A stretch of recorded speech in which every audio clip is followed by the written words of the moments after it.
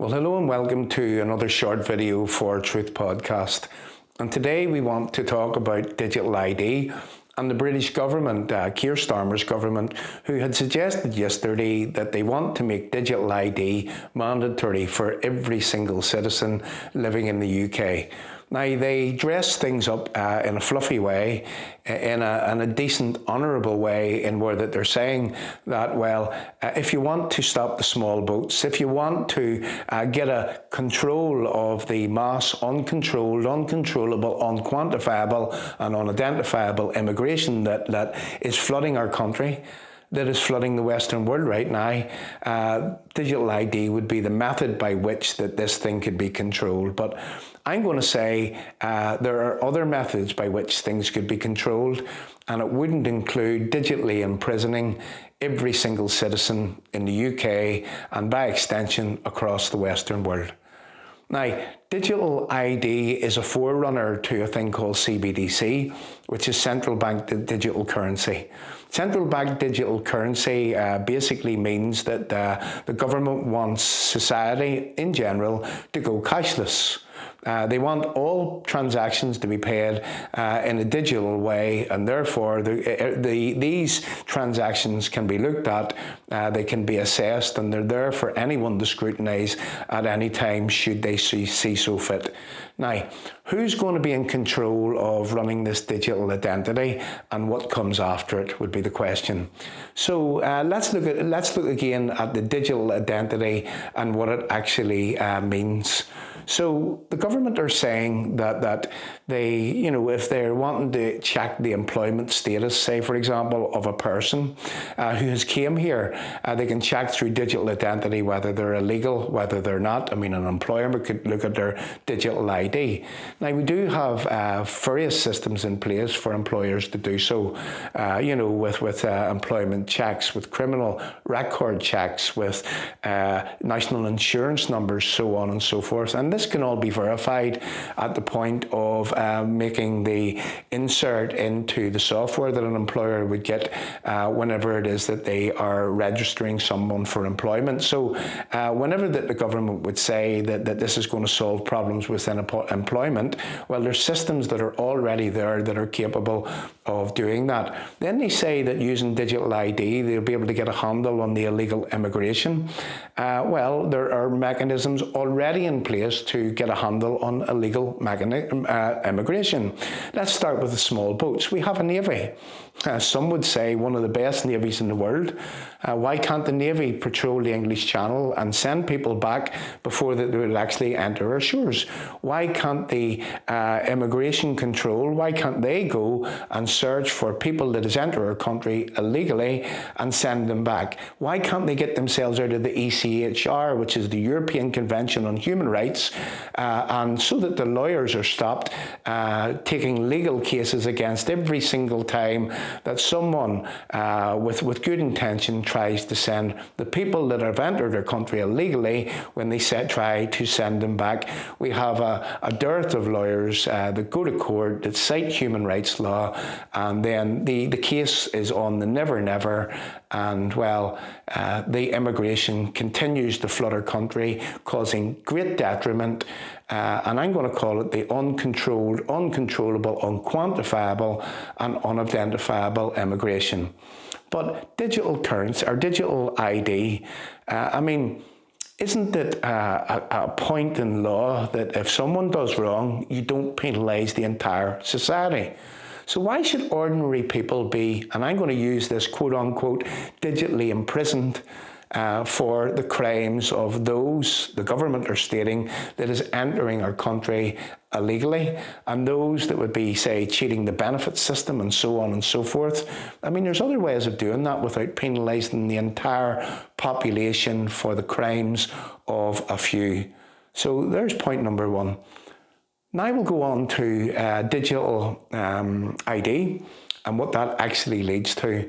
And a lot of this stuff is in the public domain, but for someone like myself that has been following this type of stuff, that doesn't speak about it very much for a very long time, that has a great deal of knowledge of the type of systems, the computer systems, the software programs that would actually run a digital ID, a CBDC, and which would lead to this thing called a social credit system.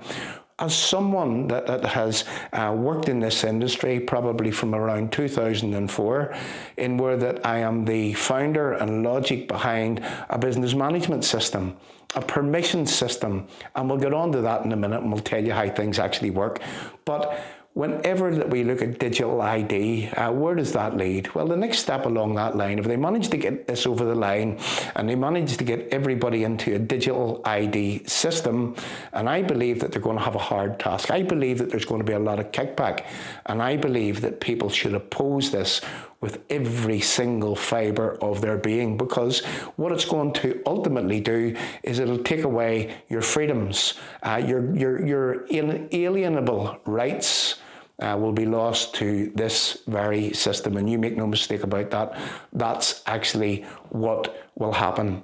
So where does digital ID lead? Okay, so the next step along that pathway to full digital imprisonment would be to make things cashless, a cashless society. The terminology that the governments are using really worldwide is CBDC, central bank digital currencies.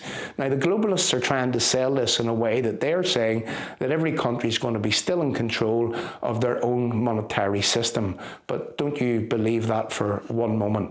CBDC is a way in which that what they can do is they can remove cash from society, a way in which that they can literally monitor every single thing that you do, everything that you spend your money on, where your money's coming from, where your money's going to.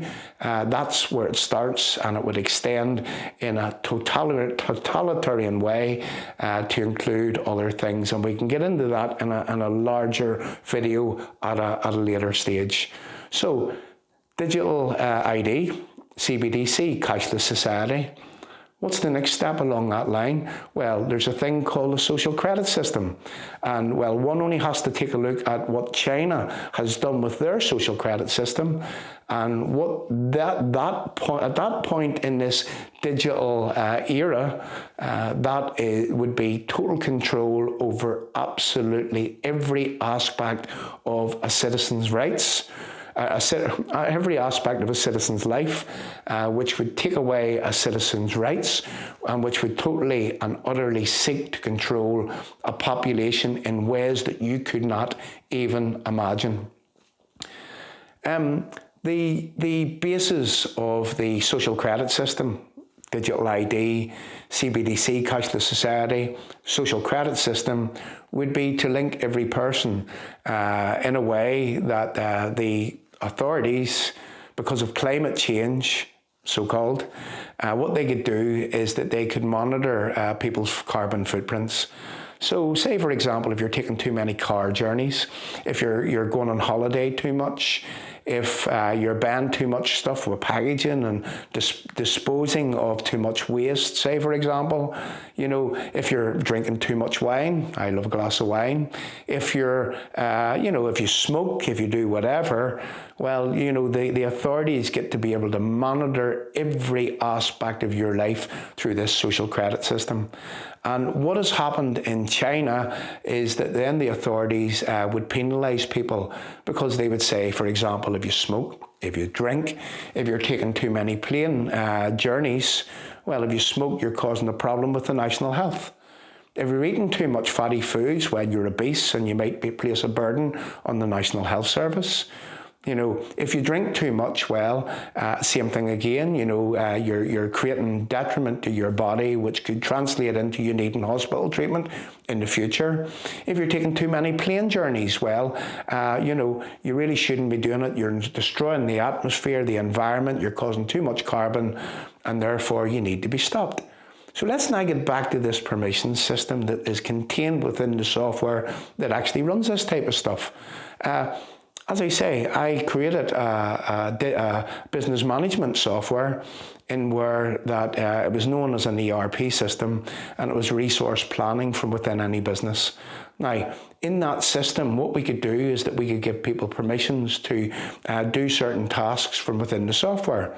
For example, if it was a service industry software, we could literally tick a box and remove people's ability to literally see a customer's details.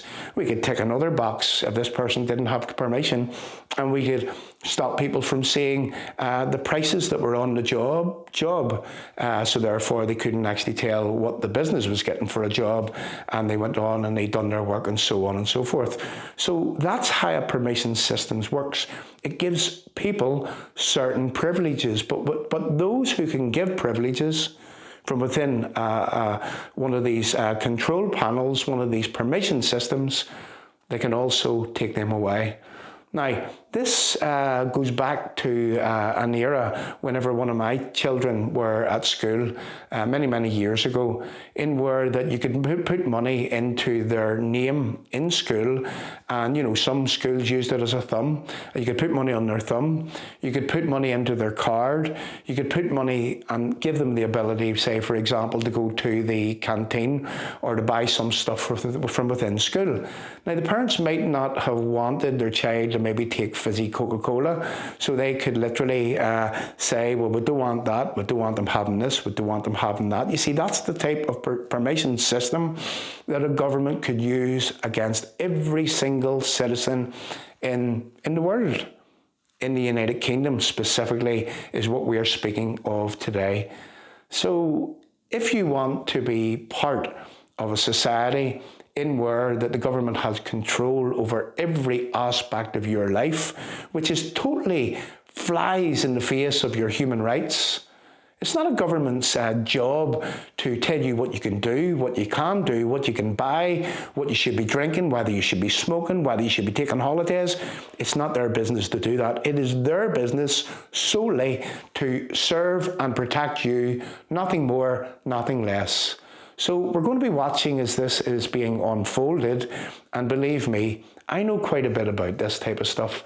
So expect more videos from me, John Yates, at Truth Podcast, informing you of exactly what I see and how that I believe that things will progress. Progressive politics, it's nothing but regressive. Thanks very much for listening. We don't want to go on too long. I could speak for hours on this very subject and show you the absolute detriment that this will cause if it's put into place.